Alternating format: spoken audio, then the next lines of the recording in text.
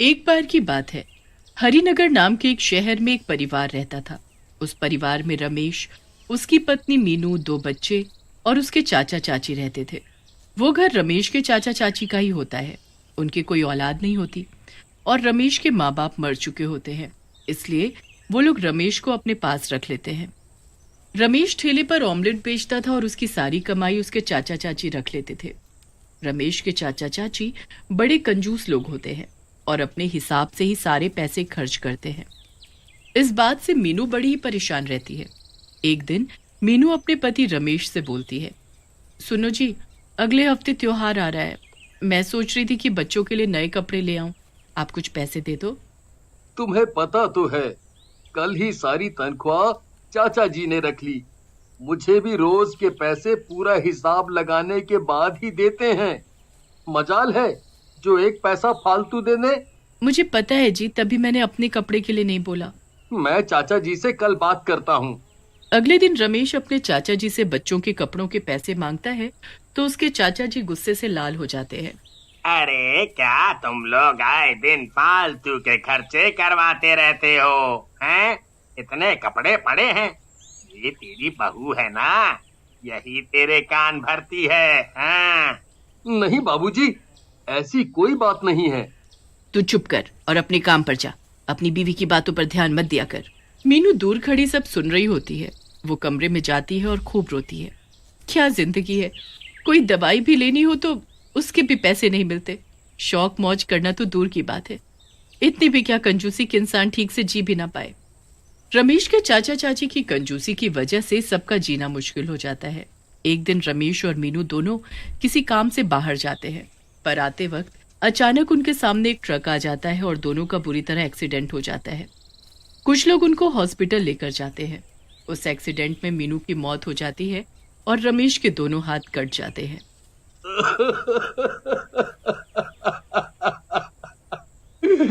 नहीं नहीं, ये क्या हो गया? हे भगवान, ये आपने क्या किया? मेरी मीनू को मुझसे छीन लिया और ऊपर से मेरे हाथ भी छीन लिए। अब मैं किसी काम का नहीं रहा। अब मैं क्या करूंगा? रमेश बहुत रोता है। बेचारे बच्चे भी हर वक्त अपनी माँ को याद करते हैं। घर में कमाने वाला एक ही आदमी होता है जिसके हाथ कट चुके होते हैं। समझ नहीं आ रहा होता कि आगे कमाई कैसे होगी। रमेश एक दिन अपनी रेहड़ी को खड़ा देख रहा होता है। वो खुद को इतना लाचार समझने लगता है और ऊपर से तभी उसके चाचा जी आकर उसे सुनाने लगते हैं। हे भगवान, अब घर का खर्चा कैसे चलेगा? तू तो अब किसी काम का भी नहीं रहा। तुझे और तेरे बच्चों को कौन बैठा कर खिलाएगा? हैं? मुझे इस बात का खुद बुरा लगता है, पर मैं कर भी तो क्या सकता हूँ। देख बेटा, हम भी बूढ़े लोग हैं, अपना गुजारा कर ले वही बहुत है। तुझे और तेरे दो दो बच्चों को कहाँ से खिलाएंगे? आप ऐसे तो मत बोलो चाचा जी। मैंने जिंदगी भर अपनी सारी कमाई आपको ला कर दी है। अरे तो हमने बदले में तुझे पाल पोस कर बड़ा नहीं किया क्या? हैं? मुझे कमाई देकर कौन सा एहसान कर दिया हम पर? ऐसा है, तू अपना ठिकाना देख ले।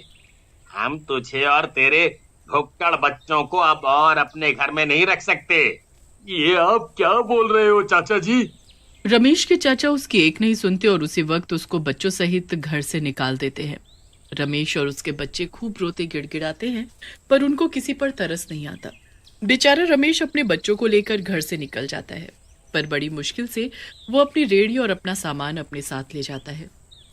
थोड़ी दूर पर रमेश फुटपाथ पर दूसरे गरीब लोगों के साथ रहने लगता है। पापा, अब हम क्या करेंगे? आप ये रेडी तो ले आए हो, पर आप कुछ काम तो नहीं कर सकते। हाँ बेटा, पर कुछ तो करना पड़ेगा ना। चलो अभी हम सो जाते हैं, कल सुबह सोचेंगे। जब सब सो रहे होते हैं तो उसी वक्त वहां एक चुड़ैल आती है। वो बड़े दुखी मन से उन बच्चों और रमेश को देख रही होती है। उसके बाद वो उस रेड़ी को देखने लगती है। क्या हाल हो गया तुम सबका। पर मैं किसी के साथ कुछ बुरा नहीं होने दूंगी।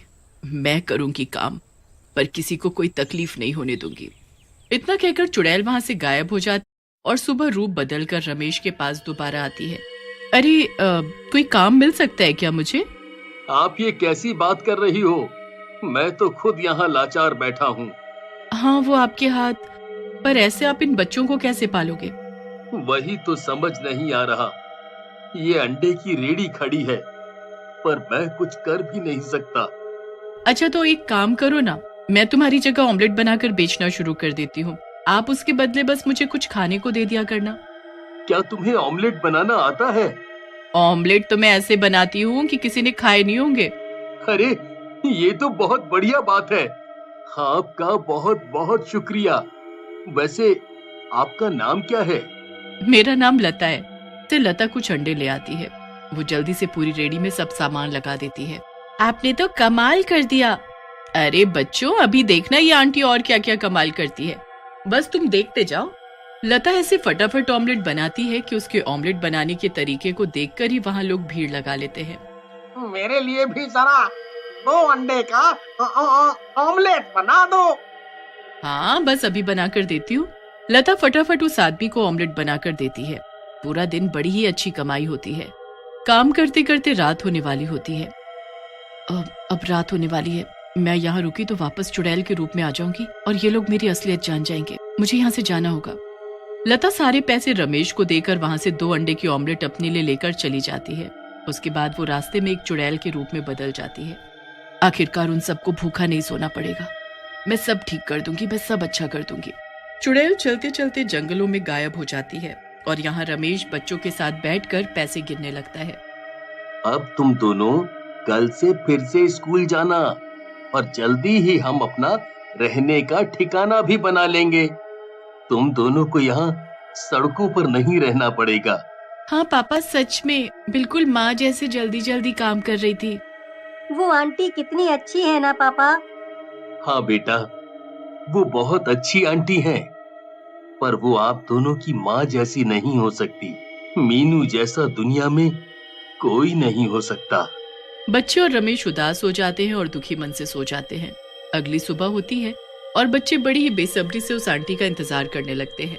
तभी वो चुड़ैल लता बनकर आ जाती है। अरे बच्चों, तुम अभी तक यहाँ क्या कर रहे हो? तुम्हें तो स्कूल में होना चाहिए ना।